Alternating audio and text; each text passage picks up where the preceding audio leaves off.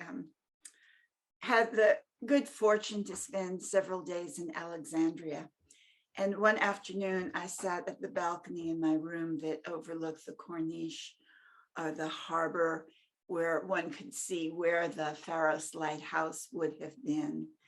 And I just sat there and was overcome with emotion, realizing this was the place where the great astrologers of Valens and Ptolemy, of Hypatia, and many of the others walked and taught and lived. And it was a very emotionally moving afternoon for me, making that connection of place. So I was asked to say a few words about my background and how I came to writing these books. And when I look back, it has been a 30-year journey since the moment I put my foot on the path that would eventually lead me here. And in 1993, at a regional conference, NORWAC, in Seattle, Washington, Robert Hahn had announced the formation of Project Hindsight, which was an effort to translate many of the foundational works of the Western tradition that had been made available as critical editions in the last 20 to 30 years. And a group of American astrologers would begin the process of bringing them into English translation. And they were looking for subscribers. And so I thought, this is a good idea. And I handed over my Visa card. And it turned out that I was the first subscriber to Project Hindsight. Initially, at that time, I was a modern psychological astrology. I had specialized in the asteroid goddesses in Greek mythology. And becoming an ancient astrologer was the last thing on my mind. But as that decade unfolded and my children grew up and were on their own, I had desperately wanted to be able to return to school. And so I enrolled in the University of Oregon, and I entered into the classics department, thinking that I would continue my research in myth and mythic archetypal astrology. And I remember the professors admitting me, saying, well, you know, you'll have to learn Greek and Latin because that's what we do here. And I said, oh, sure, like whatever. My Gemini moon is entranced with learning anything new. And so at that point, it seemed like a fine endeavor. Halfway through that program, I got an invitation to teach at Kepler College that had recently been authorized to award bachelor's degrees in astrology. And I was tasked with teaching the history of ancient astrology, which I spent the rest of my university years preparing for.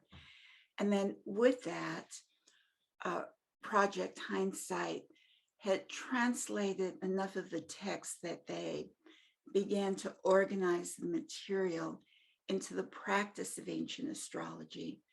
My students were wildly interested in that, and it seemed only right that if they were learning about the history, then they should learn about the practice. I approached Robert Schmidt, and because I had earned the degrees of being able to read Greek and Latin, he felt it would be okay if we put together a beginning course for the students of Kepler College. And so in 2002, I wrote and taught the first lessons that were 10 lessons of about 5 or 6 pages each, that at this point in 2022, 20 years later, have turned into about 1,200 pages of text. So that's a short version of a convoluted story that began from a undergraduate interest in mathematics and philosophy that brought me to astrology and the mythology of the goddesses and feminism, to writing my thesis on a Byzantine emperor who gave a Christian defense of astrology, to then being able to put together both the history and the practical astrology that is now part of the ancient astrology books. So I guess that is how we got here. And then a few words about the contents of each book. Volume 1 is called Assessing Planetary Condition. And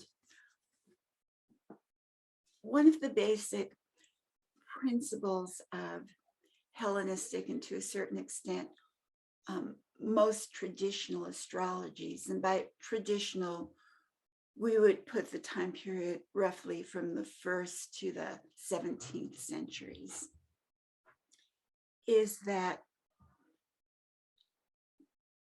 planets, according to the sign that they're in, according to their sect, whether they are in the day hemisphere or the night hemisphere, according to their relationship to the sun, of whether they're under the sun's beams or retrograde or making heliacal risings and settings, and a whole concept of different kinds of aspects whereby planets witness each other through the casting of their rays. They see what another planet is doing, and what they see is favorable or unfavorable. They give that testimony, and then the astrologer takes into account all of the testimony and conditions and makes a judgment. One of the most popular names of medieval astrology books were the Judgment of Nativities, and makes a judgment as to how likely is that planet going to be able to bring about its own agenda in ways that are in the best interests of the individual. Now, this is a very different orientation than how I was taught in modern astrology, and that there's the perspective that everything is good, every planet has a range of more or less difficult, but if the individual knows the more positive expression, they can access that, and through their will, they can act in ways that will be successful for them. But we see in life that we may have two people who are both good people, who are both intelligent and work hard, meritorious and deserving, and situations turn out better for one than they do for the other. And it's not through the lack of trying. And that there can become a sadness and a frustration and a sense of despair that can occur for people when they try so hard to do what they want and things just don't work out easily, or as easily as someone else that they see. And in many instances, this is what brings them to the astrologer. And using the guidelines of traditional astrologer, it is able to, we are more able to clearly see the conditions that make it challenging for a person to bring forth what they want to do. And in that, there is a great sense of empathy for their situation, and the ability to see either ways to mitigate that or other parts of their chart where planets are in better condition, and therefore effort in those directions will yield more positive results for what they want to do in the world. And with that comes the ability to with an understanding of planetary condition, comes the ability for the astrologer to more clearly see when there are really problems in the chart, when the suffering that a person is experiencing may not disappear with the next transit, but is something that is deeper and more endemic. And at that point, the astrologer, through being able to recognize that, can refer them to other professionals to help them move through their traumas and their blockages and their fears. We'd like to think that one reading will solve someone's problems, and in some cases it does, but in many cases it doesn't. So the astrology functions as a diagnostic tool, and the ancient astrology of determining a planet's condition is a superior diagnostic tool to understand where in the chart do the big problems really exist, and where in the chart are the potentials for great success should one know that some effort applied there will yield outcomes that are fortunate for the individual. And so that is my underlying philosophy in constructing Volume 1 on planetary condition, is being able to look at sometimes as many as 50 different criteria that a planet is subject to, and to learn how to weigh and balance pieces that are more or less important, and how one thing may mitigate or improve something else that is difficult, and go into that process. And then when you place it in the chart, to understand in what particular ways does this planet work well, and in what specific ways may there be some other effort that is needed so that the planet can bring forth what it would like to do. And in a way, we call that the celestial condition of a planet.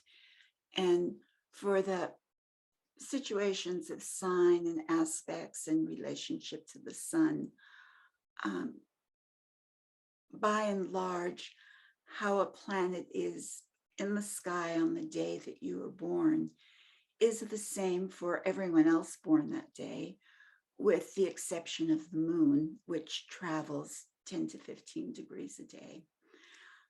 It is in Volume 2 that was just released that we make this process more specific, and Volume 2 is primarily focused upon the houses. We call it Down to Earth.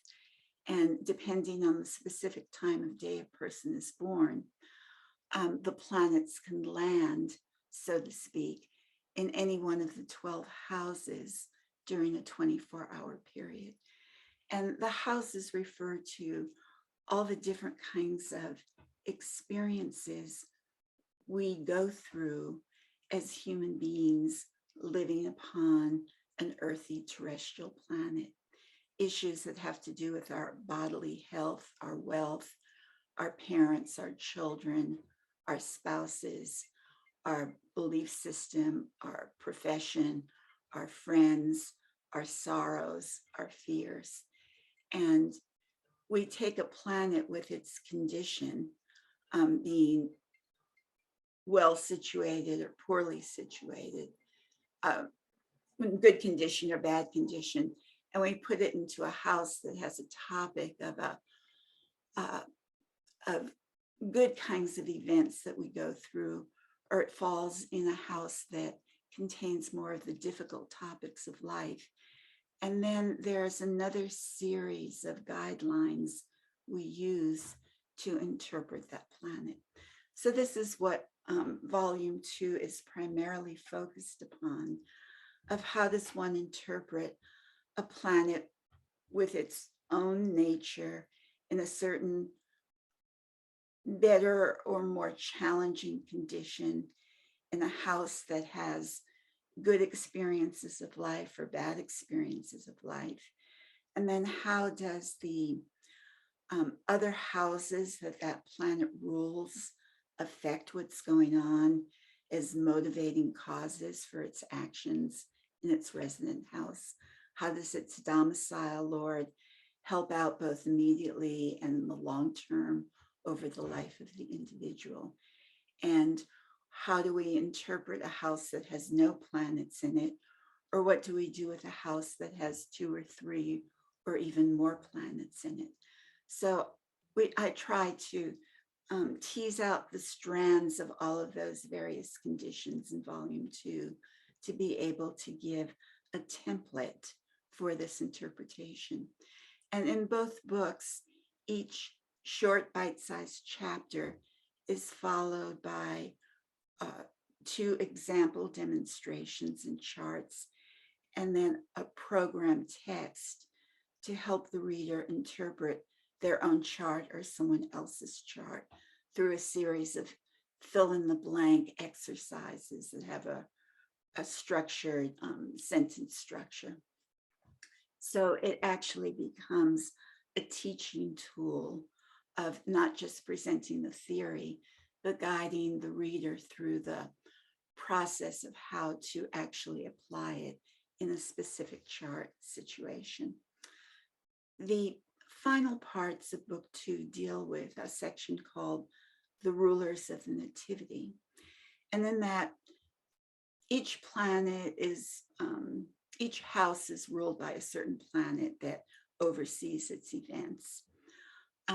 But there are broader themes of life, of overall index of happiness, of success, of vital life force, even of the destiny of the soul, that are overseen by planets whose role it is to do those jobs in addition to the particular house it rules.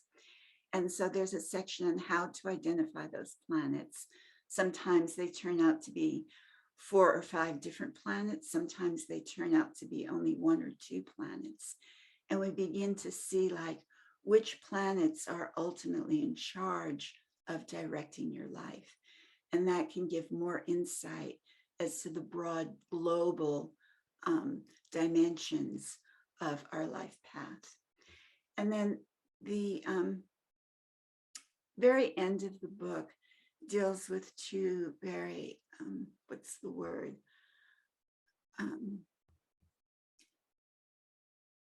Important planets, one called the oikodespotes, which is the master of the nativity. The other is the Kyrios, which is the lord of the nativity. And I'll be teaching on those this summer, one, the Kyrios through Astrology University, and then the oikodespotes and the other rulers through a post-conference at ISAR. And these are the more esoteric significators in the chart. And the master of the nativity was, as time went on, was sought especially for the purpose of determining longevity. And so I conclude the book with the different techniques that various Hellenistic astrologers use to address the issues of life, and the different timing methods that they employed. And what we saw in the end was every Hellenistic astrologer had their own favorite method, and depending on house systems and other guidelines that they had, they would come up with different planets as giving that insight, and then they would use different timing techniques, so that there is no one standard way of making that determination. But in the end of all of this Hellenistic analysis, that was one of the main queries of the ancient astrologer, almost as like the search for the Holy Grail or the Philosopher's Stone or Shangri-La. And how it turns out in the end is related to the word apotelesmatica in Greek, which was the name of many Greek astrology books. What is the final outcome or the result of this endeavor? And so the ancient astrology as a whole was, and to put this in modern terms, is to look at the chart as the conglomerate of possibilities, and which of these possibilities were most likely to come about, and when were they most likely to come about, and in the end, what would be the final outcome or result. And with that, it allows a contemporary practitioner to have a more solid foundation upon which to do the valuable work of modern astrology, which is ultimately the healing of the soul, and to have something steady to work with as one addresses the issues of how can we take these astrological teachings and present them in a way that will be beneficial and healing to the individual who has come to the astrologer for guidance and insight through the wisdom of the stars. Okay, so I think that's a brief summary of the books and my thinking, my philosophical thinking behind them. And I'm open to take questions from the audience now.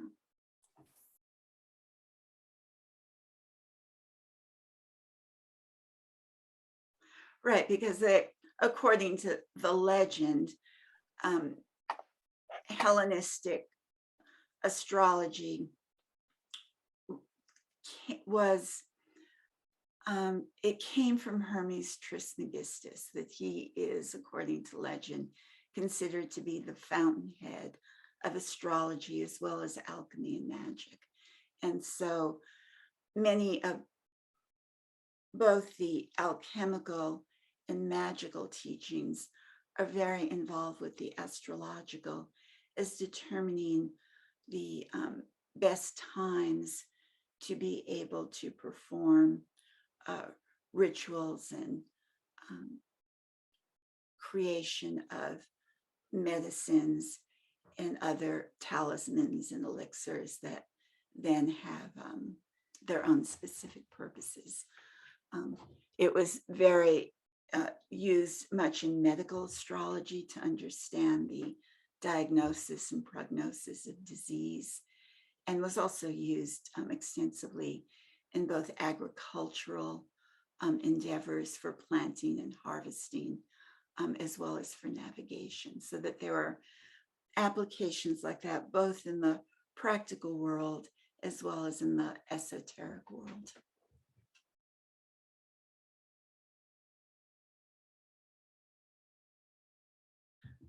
The answer I'm going to give you is less than totally scientific, but each person is the center of their own universe. And so the construction of a chart that puts us at the center and how the planets and stars surround us is thought to have the relevance as it pertains to the individual. And within that, I can go on to the difference between tropical and sidereal zodiacs.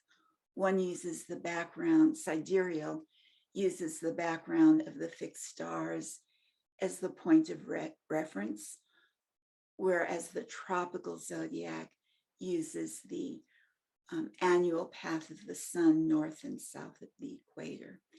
And unfortunately, the divisions of both the tropical and the sidereal zodiac both have the names of the same signs, but in fact, they are completely different frames of reference.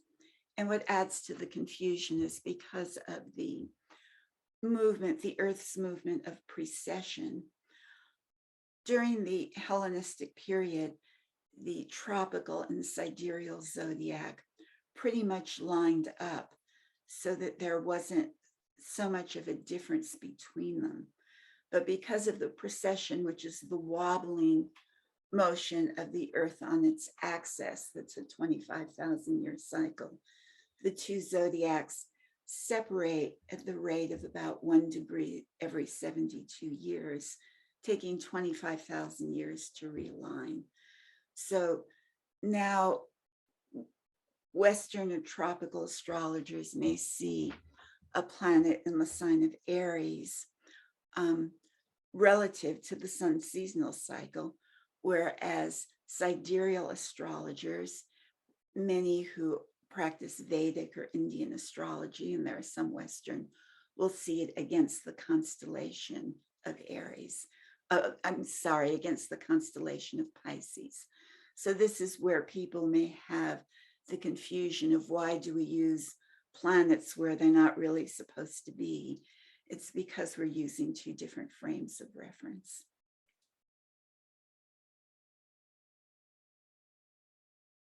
That is a very loaded question, because it assumes that there is a true love out there for everyone that we will find. And there are, from a traditional point of view, there are some charts using the analysis of planets in the 7th house of relationship, the lot of marriage, the ruler of the 7th house of Mars and Venus, of even the Sun and Mars, that are less, I don't exactly want to say less suited for the big love, but in fact, their destiny is not about finding that perfect partner to live happily ever after with. Their destiny may have to do more with spiritual progress, or with creativity, or with some sort of global humanitarian effort, or of the kinds of things that are wider in scope than a life wrapped around a single individual. So that really becomes the question that needs to be asked. Will the chart tell me like how to find my true love, or when I'll find my true love, or who my true love is how well wired is your chart to emphasize the importance of that kind of relationship in this life. And might there be other things that your chart indicators are pointing you toward.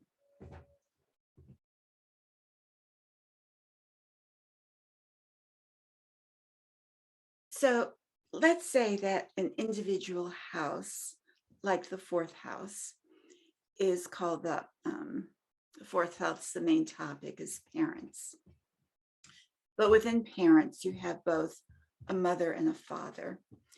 And you may also have grandparents that, due to life circumstances, sub in and function as parents. And how does one distinguish between those more specific instances of a general topic? And this is where the lots come into play. And a lot takes the zodiacal distance between two planets that are said to address the situation. In Hellenistic astrology, for example, there are, I think, 6 different lots of marriage according to which astrologer puts out their formula. 2 popular ones are looking at the planet Venus and Saturn. Another set of lots is Venus and Jupiter, and Valens refers to both of these. And then one, depending on whether one is born by day or night, one takes the distance between these 2 planets in zodiacal order, and then projects that very same distance from the degree of the ascendant, most usually the ascendant, and it falls in a particular sign and degree. And then wherever it falls, gives more specific information about that topic in your life. What's interesting is that, let's say the most popular lot is that of fortune, and it has to do with matters of the, primarily of the body, of the health, of the physical well-being, and also to a certain extent of one's prosperity, and that if you have prosperity and you get sick, you're better able to afford physicians and medicine and caretaking. So in that way, the prosperity helps support the overall health of the individual. And the nature and the two planets involved in the lot of fortune are the sun and moon. And whatever their relationship is in the chart, if they're in a general sextile with one another, which is harmonious, or a square, which has some tension to it, whatever that relationship is, when those degrees are then projected from the ascendant, then the lot and the ascendant carry that same aspect tone as the two planets involved. And so that there is a mirroring or a reduplication of how the planets are configured as it is projected onto some other part of the chart that carries that input. So going back to the lot of marriage, I think where perhaps the question originated, if one is trying to evaluate the topic of relationship, Valens had given a three-pronged approach. And he said to look at the seventh house and the planets in the house as part one, the Lord of the house as part two, and then the lot of marriage, whatever formula you are going to use, as part three. And if all three indications were good, then one could predict a fortunate and happy and prosperous marriage. If all three indications were poor, then that might indicate difficulties with the topic of marriage. And if there are some good, some bad, one might get married, but would have challenges within the marital experience. And so this is how the lots added a third dimension of information and insight to that of the seven planets. And by the time of the end of the Hellenistic period, there were 80 or 90 different lots. And in the Arabic period, there were dozens and dozens more being created.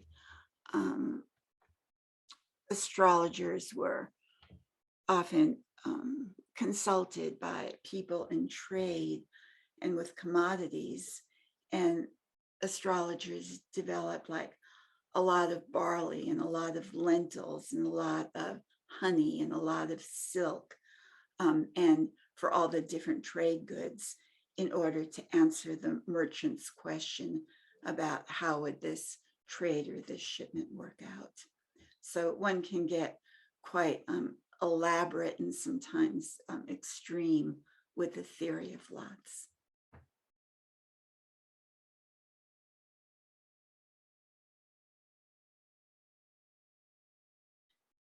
Two different frames of reference for determining and evaluating aspects in Hellenistic astrology. And the first was through the concept of whole sign aspects. And that was based upon the integral relationship between the signs themselves. So in this case, she has a planet in Cancer and two other planets in the sign of Aries. And Cancer and Aries have, simply as signs, have a square relationship to one another. And the idea behind whole sign aspects is that planets in signs that have pre-existing relationships partake of those relationships. And so there would be a square relationship insofar as they are seeing each other, and seeing was a major aspect word, with some amount of lack of sympathy of the nature of the square. There was something tense or something blocked, or they were at cross purposes. See, I can use an example from your own history that I may not have exactly right. So please accept my embarrassment if I have it wrong.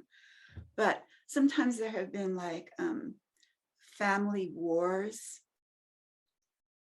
And in the what they call the War of the Roses, what were the two families that were antagonistic toward one another? The House of York and House of Lancaster. Yes, exactly. And so if you were born into one of those families, you were almost expected to have a natural antipathy to someone born in one of the other families, regardless of whether you ever had met them or not, or whether there had ever been any direct interaction. And this, in a very general sense, is the relationship of planets that are in signs, regardless of the degree, that have natural square or opposition relationships. And so the aspects are not determined by an exact number of degrees between them, but rather by the nature of the sign that sets up the situation as to whether the testimony or what you say about the planets say about each other is supportive, or in some ways lack of support. Now, within that, there are several situations where one can cross sign boundaries, and where applying and separating aspects count. And an example that we can give here in this person's case, actually, with the sun at 2 degrees of Aries. No, that is not going to work. So I'm going to give a different example to illustrate it. Let's say that a person has the planet Mars at 2 degrees of Virgo, and they have the moon at 29 degrees of Leo. And one would say, using whole sign aspects, there is no natural connection between Leo and Virgo, that these are signs that are in aversion. They're not linked by the sextile, the square, the trine, or the opposition that are the aspects by which planets can witness one another. But because the moon is a faster moving planet, and within the magical 3-degree orb, it will cross its sign boundary and become conjunct Mars.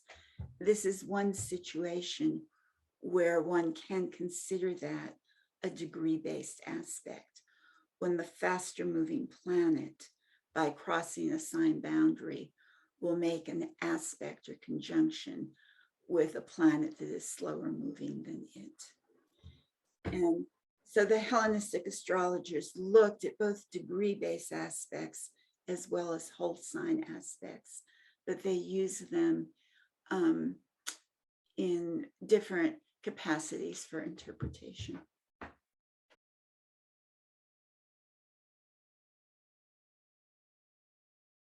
Well, I have a feeling that there's astrology itself has some indwelling spirit that I call the Lady Astrologia. And we think that we choose astrology, but she's flitting around and sees different people. And she points to someone and says, "Oh, you're one of mine," pulls us over. And then we are sort of devotees to that kind of astrology that she has claimed us for. That's granted, that's a little bit of a romanticized expression, but I didn't start off in Hellenistic astrology. I had 25 years as a humanistic, psychological, feminist, goddess-oriented astrologer before I ended up in Hellenistic astrology.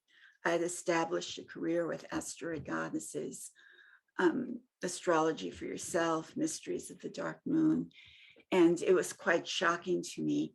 I sometimes joke by the time I got to graduate school, how did the asteroid goddess end up in medieval Byzantine theology? It was almost a kind of joke. But I realized that there were a couple of things. One, because of my Greek heritage and my historical interests, that both mythic astrology, the myths that stand behind the planets and all of the celestial bodies, is part of the corpus of classical antiquity, as is the Hellenistic astrology itself. And especially by learning the ancient Greek and the profundity of meaning that one understands with the knowledge of the technical terminology that was used in the work, that they're not so different fields. And how specifically did I get into Hellenistic astrology? Was it handing over my Visa card to Project Hindsight? Was that the critical moment?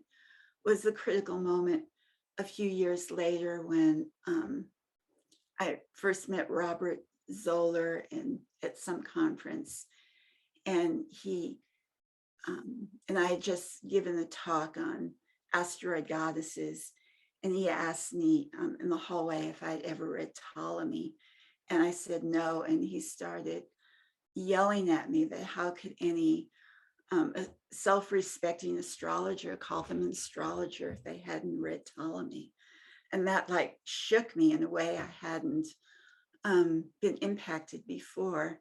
And I thought to myself, well, there's a point there. Maybe I should read Ptolemy. So is that the moment that I got involved in it? Was it the moment that while I was teaching the history of ancient astrology, my students asked me, well, what about the practice? Why can't teach it? Why can't you teach us that? So there were many points along the way that moved me from the kind of work I'd been doing for 25 years up to that point into pursuing an altogether new direction that entailed like taking all of my previous astrological knowledge and sort of putting it on the back shelf and clearing my mind and opening to learning a new system, and then finding ways of how could I implement the new system and still keep the best of the modern psychological archetypal mythic astrology as part of the toolbox of a practicing astrologer. And during the whole time I was teaching Hellenistic and writing, and I was still doing consultations, I would scan a list of 400 asteroids for every chart I did and put the ones in that fell in significant places in the chart, and incorporate many of those mythic stories within the foundation of a planet being in good or challenging condition, and the house that ruled, and implementing some of the other basic features of a more traditional approach. And yes, I use whole sign houses now.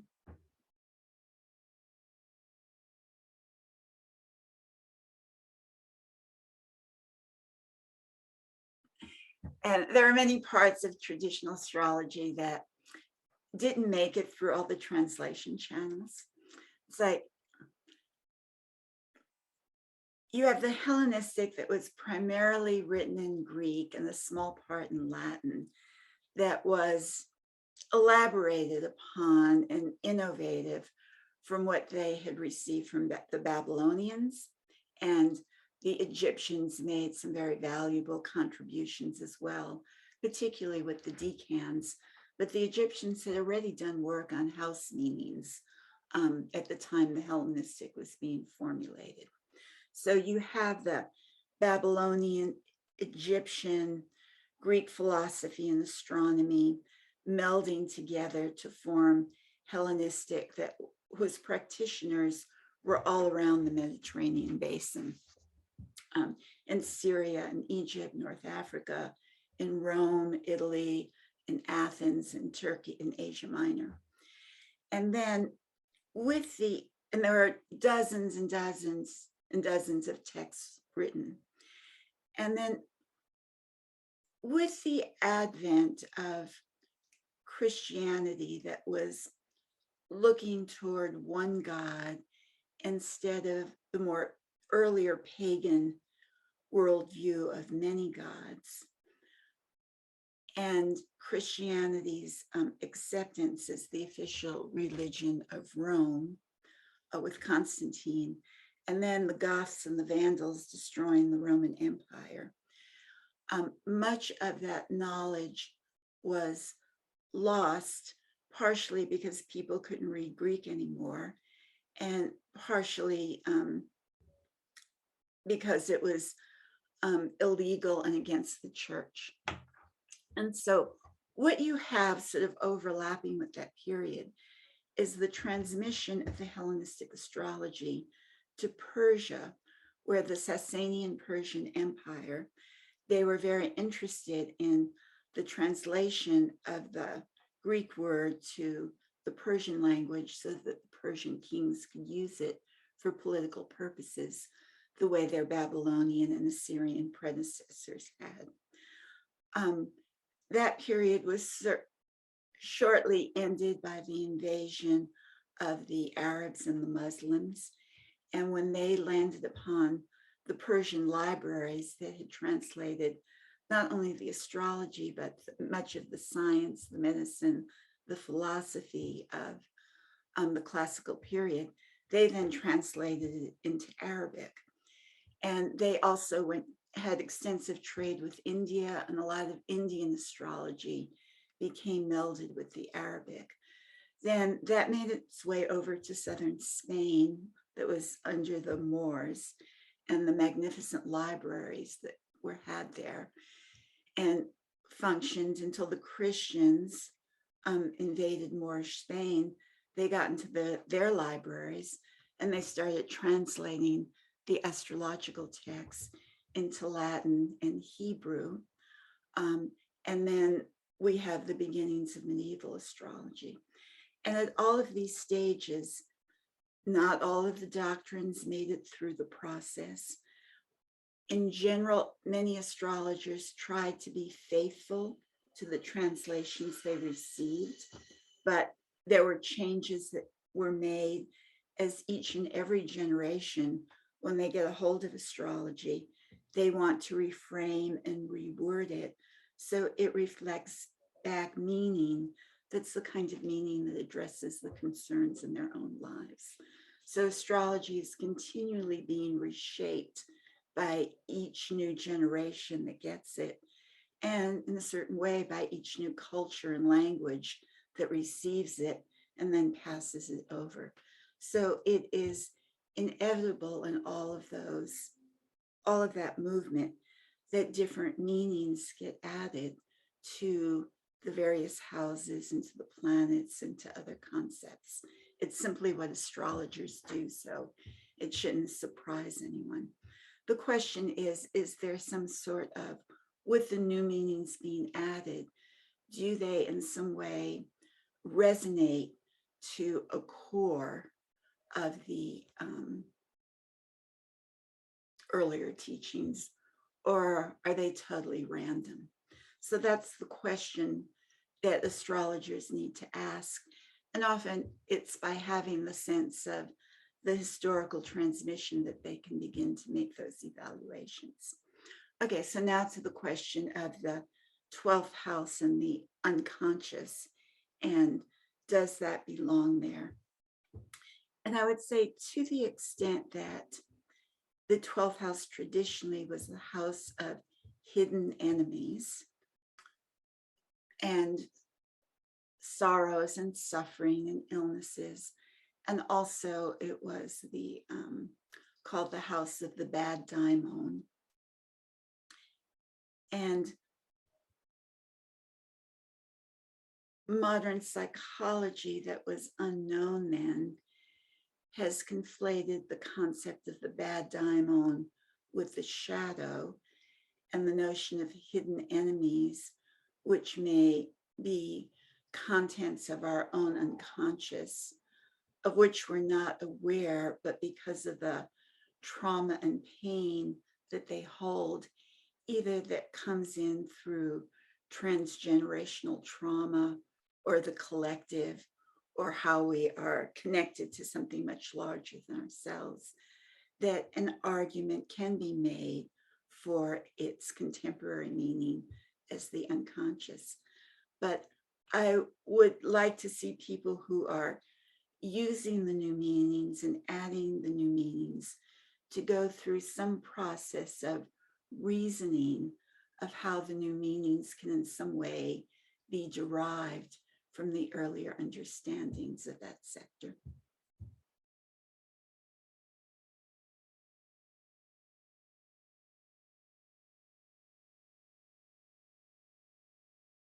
Right, a minute can make a huge difference. It is an Achilles heel of our astrological practice. The contemporary astrologers have been criticized in my generation for looking at the ephemeris instead of the sky, and probably for the contemporary generation for looking at the chart that comes up on your screen instead of the sky.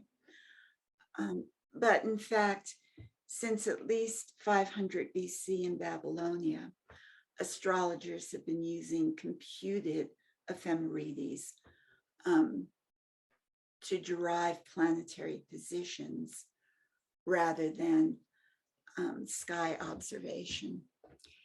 And one of my students is doing an extended research project on calendars and timekeeping devices in the ancient world. And for the most part, was very, very sketchy of knowing what time of day or night it was, and what in each area had different calendars and how they correlated the same date in various calendars. Some modern astronomers in the science of history have looked at ancient charts and recomputed them and found that in some cases planetary positions were off. So we understand from all of those different things that while the theory had to do with great precision, the actuality was that many ancient astrologers did not have the tools or the devices in order to compute exact degrees and minutes, which had a role in their computations. So it's one of the weaknesses of astrology as a whole that in some ways is carried forth to modern times with all of the different house systems we use.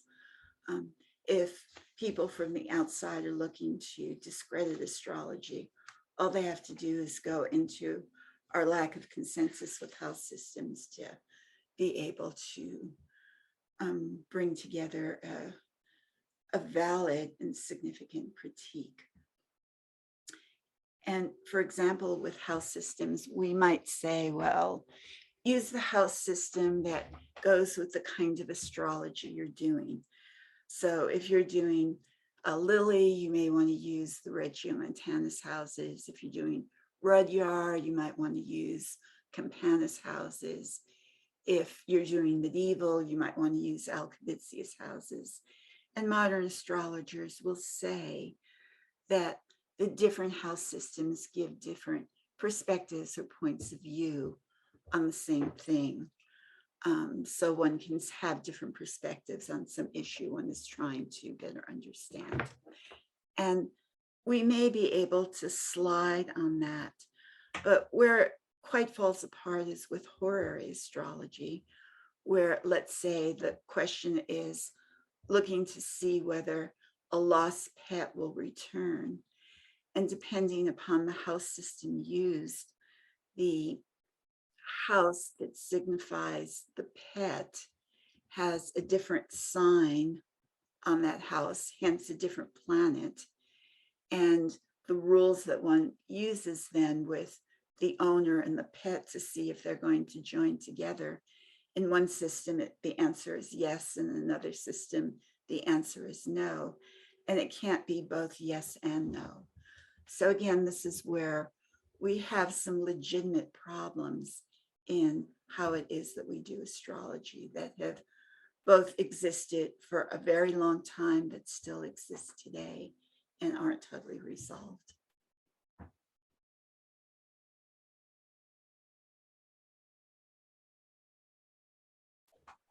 Well, when I was in graduate school, I do have provisional translations of 3 astromedical hermetic texts that at some point I would like to return to so I could just say finish. But right now, with volume 2 having come out just in April, I need a period of blank space before I start the huge project of another big work. But it's sitting there at the edges of the to-do list. Immediately, however, in helping to promote volume 2 of Ancient Astrology, I have a talk I'm giving August 13th through Astrology University on the Curios, which or the Lord of Nativity, which was linked with the personal daimon in the Neoplatonic philosophy of Porphyry and Iamblichus. And I'll give the background on that and the procedures the astrologers use for finding the planet that might help guide you toward the liberation of the soul. And then at the ESAR conference in the end of August, I believe it's on August 29th, I'm doing a post-conference workshop on the 5 rulers of the Nativity. And then I have another webinar in October through Astromagia on the Egyptian decans and the stellar theology of the Isis and Osiris myth. So those are 3 upcoming pieces. By going to my website and getting on, which is demetrageorge.com, and getting on the mailing list, which I believe like pops up within the first 5 seconds if you're being on the site, then you will be informed of these upcoming events and how to register for them. I've so enjoyed connecting with both of you and with all of your listeners and just making the connection across the big waters with my friends and colleagues in the UK and other European listeners that you may have. So thank you for this opportunity. It is a self-guided study course. And hopefully when I am no longer able to articulate it, other people will be able to go through and understand the tradition on their own. And that's my hope that they will stand the test of time to be able to facilitate that learning process going forward.